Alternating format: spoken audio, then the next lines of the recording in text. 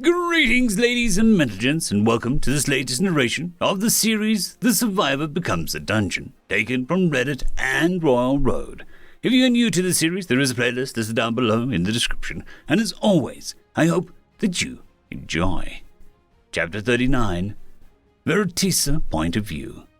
The last 15 minutes were a blur as she was rushed out of her workspace on the back of a prowler and taken halfway up a mountain before being brought to a sort of magically lit stone training room.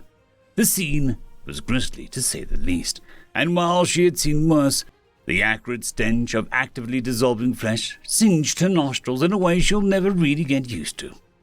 "All right, so you're dealing with severe slime injuries now," she sniffed again, approaching a human man with a missing arm as she looked him over. "Who's? A particularly acidic one at that," she said more firmly, though she jumped with surprise as a voice that wasn't her own echoed in her head. "So, you've seen these injuries before. What do you need?" But Mori asked in a way that she could sense the genuine concern in his ethereal voice. She blinked a few times, refocusing herself as she examined the human man's shoulder. "Well, of course, I used to be a somewhat respected healer in the capital. I dealt with many adventurers, mercenaries, and even some... She took another look at the face of the man before hurriedly looking over at the faces of all the others around her and suddenly getting to her feet. "Knights. What in all that is good are they doing here?" she said, whirling around on Basti and Jack. The prowler casually lay near the entrance as she catnapped after their jaunt up the mountain. Meanwhile, Jack didn't understand what was going on, flapping his wings as he looked around curiously. At that, but Mori spoke up once more, echoing in her mind. "I know what you're thinking, but look again. These aren't the same people who took you and the others. Not their souls, at least. I just reused their bodies." She freezes at that, taking a moment to process what was just told before looking back at the human man and sniffing at him some more. "Necromancy? No.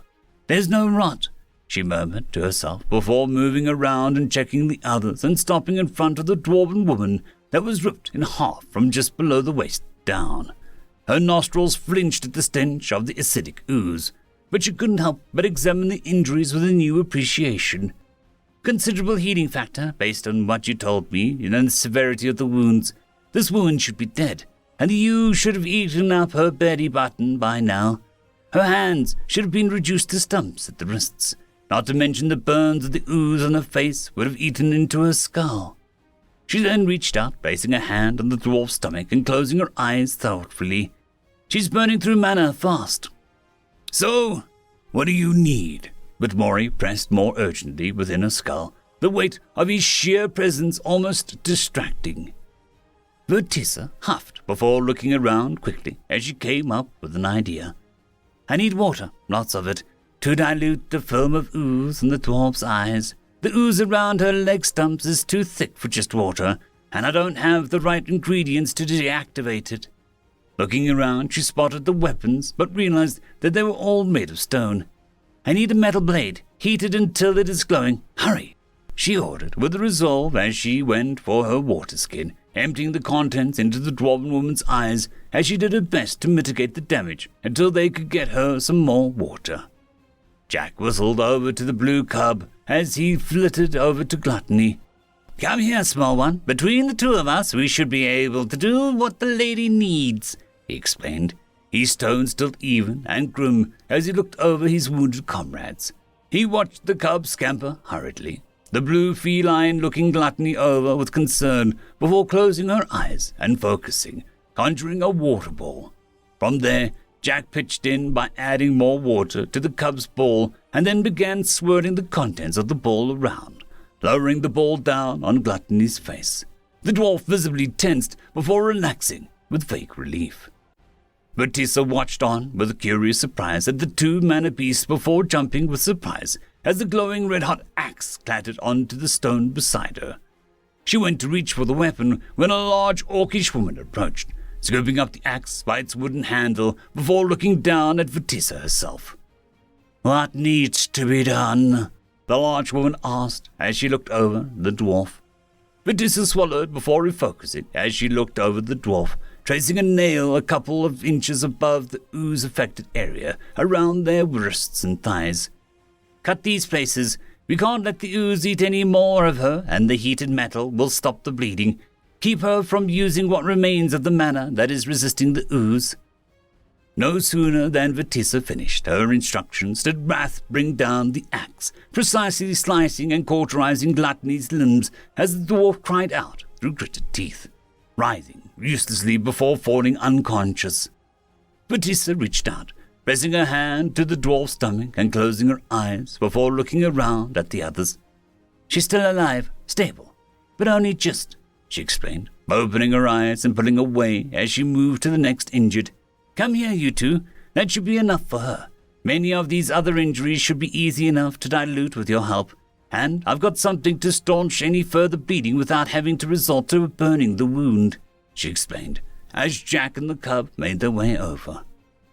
But Maury echoed within her mind once more, the pressure seemingly lessened from moments earlier. "Thank you for your assistance, Vetissa. I am in your debt, and that is something I don't say lightly. If you need anything at all, ask." Vetissa blanched, glancing around the room for a moment before going back to spreading a poultice over the back of the thin elven man. Well, thank you, Vetmori. I'll certainly keep that in mind. Anyway, that dwarf may have a good healing ability, as well as the rest of these, people," she said with a bit of hesitancy before clearing her throat. "Her body has too much damage. Any mana recovery that she can attempt in her state will be wasted, not to mention the lack of limbs. The same goes for the man over there," she mentioned as she pointed out the armless human man. "It's going to take a lot of mana to repair himself, but I'll do my best to prevent any further damage from the ooze."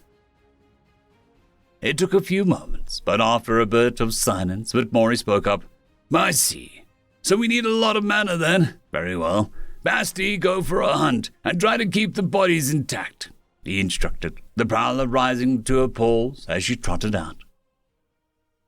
End of story. There is a new legend on the horizon. Blueberry Cat has taken the T6 Patreon spot. Thank you very much, and I'm sure that I speak for everyone when I say that. I would just like to thank our T5 members, Lord Azrekahl, AmbroseKTal, Quantem Wensday, Dragzoon W.R.E, Blueberry Cat, Cam Maxwell, Casper Arnholtz, Bushmaster 177, and Leslie 517. Thank you very much.